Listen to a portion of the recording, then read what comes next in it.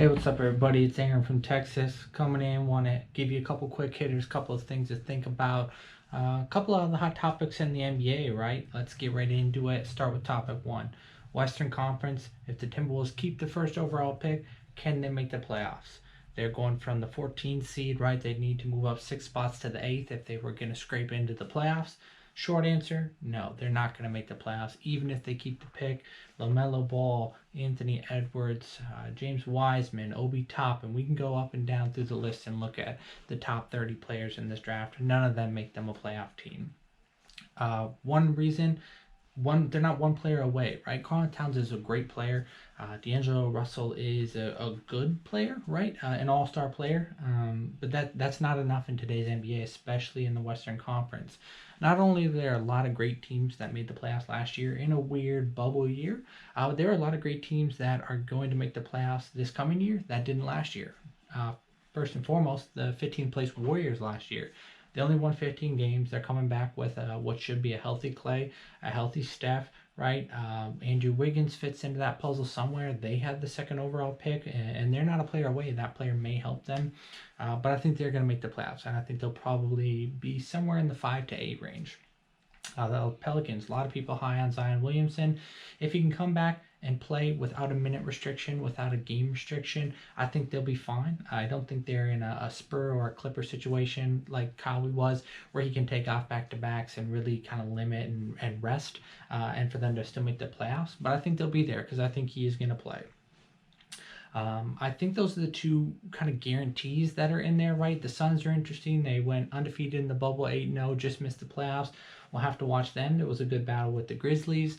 I don't know if they get that much better with just a year experience, but they do have some young players with Brandon Clark, Triple J, right, John Morant. They definitely have the potential to get better and maybe sneak in. They only missed the playoffs by 1 seed last year, right? The Trailblazers ended with one more win than them, so I think it's definitely possible. So there were a few teams that didn't make the playoffs last year that are going to make leaps and bounds, and I just don't think the Timberwolves are in that position. I would love to see it. I just don't see it happening. So unfortunately for you Wolves fans, we're going to miss another year of the playoffs. I think we're in the running for the number one overall pick again, right? And hopefully one of these years when we have the number one overall pick, it's a can't miss draft, right? We'd love to have it last year with Zion.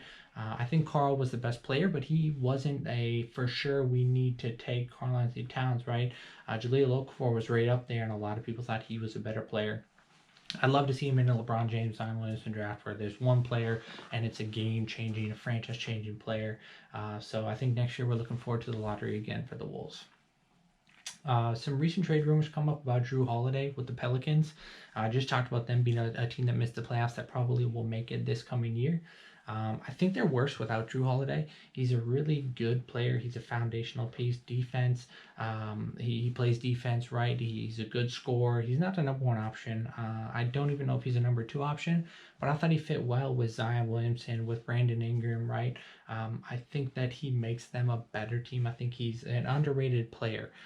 We know that David Griffin came out and said, hey, all options are available, right? All chips are on the table. We're trying to improve and get better. So we can't necessarily just look at Jrue Holiday and say, yep, he's going to stay with the team. These rumors seem to be true. He's saying that it's a possibility. I don't think it helps them. I don't think a player comes back that gives them more of a benefit to the team than what Jrue Holiday currently gives them.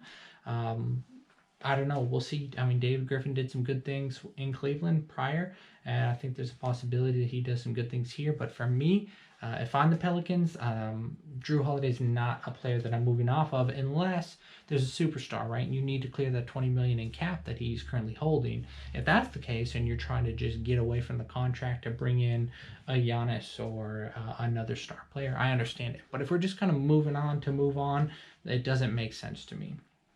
Lastly, let's talk a little bit about Lamelo Ball, right? We talked about the draft a little bit.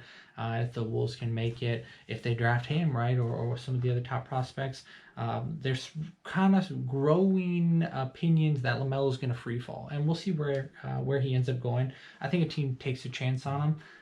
I think, in my opinion, he just has the most distance between floor and ceiling, right? He could end up being a great player, an all-star player, someone that really helps a franchise win games.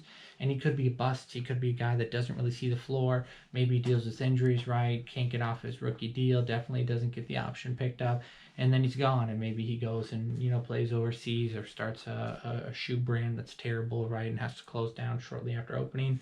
Who knows with the Balls, right? I think the best option for the Balls would be to quit playing basketball and create a show like Keeping Up with the Kardashians. I'd watch it, right? I think if we get some basketball in there, some drama, some love, that's really what I'd look forward to.